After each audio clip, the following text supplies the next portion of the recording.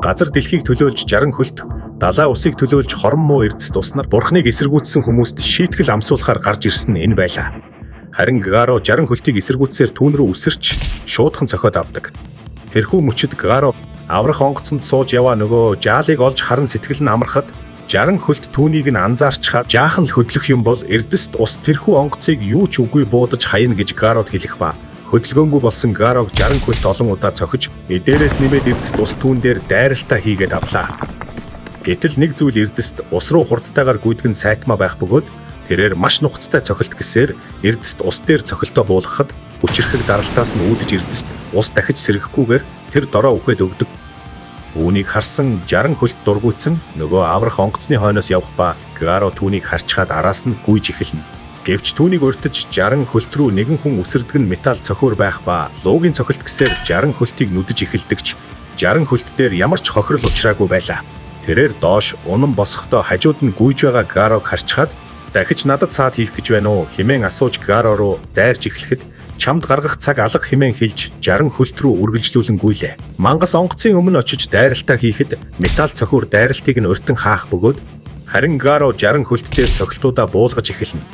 Ингэснээр металл цохиур болон Гаро нар хамтран хүчирхэг дайсан 60 хөлтийн эсрэг хамтдаа тулалдахаар болдог. Тэд өөрсдийн хүчирхэг техникүүдийг ашиглан чадлаараа дайруултууд буулгах хэдий ч яг л өмнөх 60 хөлтийн адилаар царай дотроос нь дахин царай гарч ирээд цусаа нэмэн шархаа эмчлээд байдаг. 60 хөлтийг хөнөөх ганц арга нь толгойноос нь авахуулаад сүүл хүртэл нь том хохирол учруулахаар ганцхан дайралт хийх аж. Энэ бүх үеэр нөгөө аврах онгоцонд хөдөлгүүрийн доголдол үүсэж тулааны талбараас яваагүй л байлаа. Энэхүү боломжийг ашиглан 60 хөлт онгоцыг нүүрэн дээрх буй урт зүйлээрээ барин авч 60 хөлтийн агуу давшилт гэсээр газарт зогсож буй Гаро болон металл цохиур дээр дайралтаа хийгээд авлаа.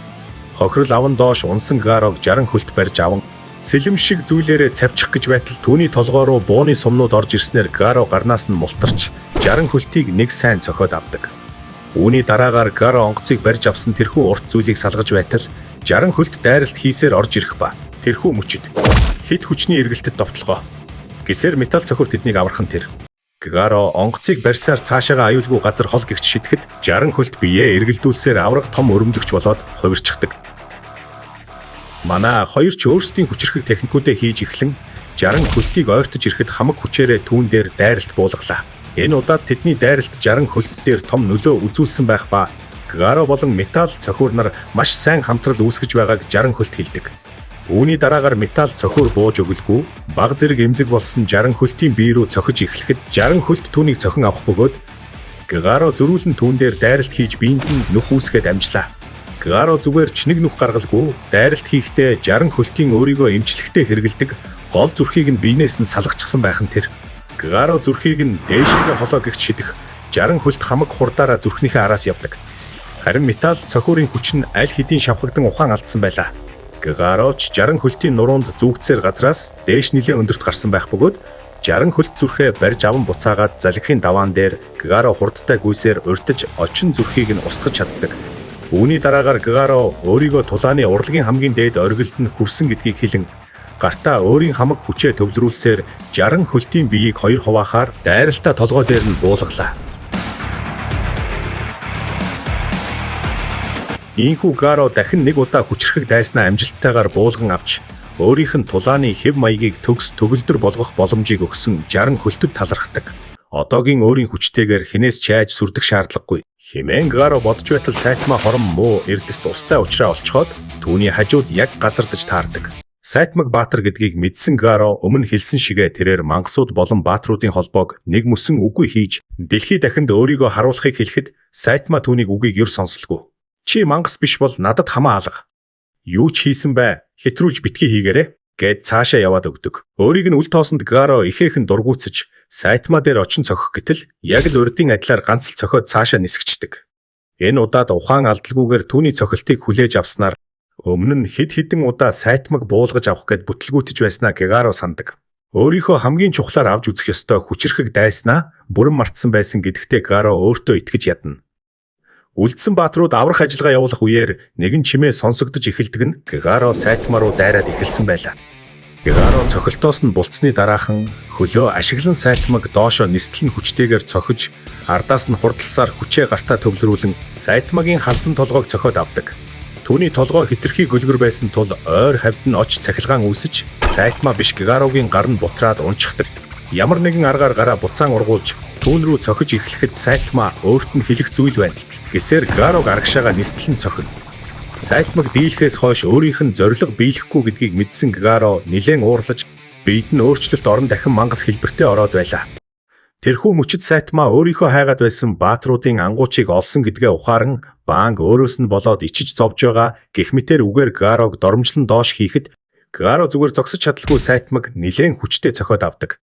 Гэвч сайтмад нэг ч зураас шарах үсээгүй байх ба Гарог юу ч биш хэмээн нэрлэж ганц алгадаад цаашаа явуулчихдаг. Энэхүү өөрийн шинэ хувилбарын ачаар илүү хүчтэй болсон ч сайтмагийн чигчий хуруунд ч хүрэхгүй гэдгээ Гаро мэдж байлаа. Гэсэн ч тэрээр бууж өглгүй сайтмаг буулгаж авахаар өөрийнхөө бүхий л арга техникийг ашиглаж эхэлдэг.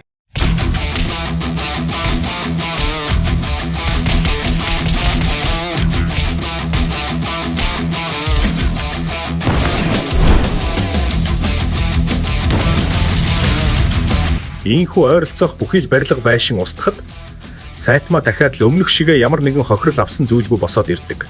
Түүнийг харсан Гаро сайтма руу үргэлжлүүлэн дайрж эхлэхэд Гарогийн гар хөл нь илүү булчинлаг болж бүр далавч ургаад гараад ирдэг.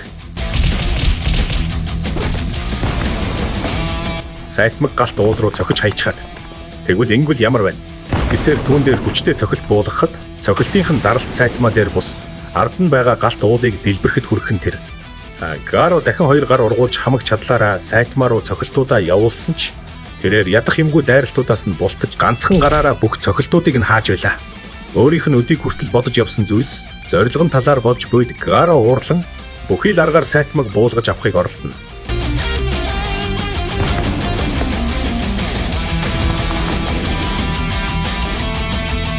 Гэвч сайтма хитрхи хүчтэй байх ба ганц өөрийнх нь нудраг бурхныг эсэргүүцэж чадна хэмээн бодож явтал Гарогийн буруу болж таардаг. Ийхүү Гаро эцэстээ сайтмагийн эсрэг өөрт нь ямар ч боломж байхгүйг хүлээн зөвшөөрч бууж өгөх гэж байтал тэнгэрт том хар шуургууд үүсэн дотроос нь авраг том бурхны хөлнүүд гарч ирж Гарог дээш өөр хэмжээст ертөнц рүү аваад явлаа. Багш хүний хувьд шавээ ялагдаж бууг харж чадахгүй нь гэсээр банк түүний өмнө гарч ирэхэд Гаро түүний гарнаас бариад авдаг. Мэдээж бурхан банкын дүрээр гарч ирэн Гарод өөрийнхөө хүчийг түүнд санал болгосон нь энэ байлаа.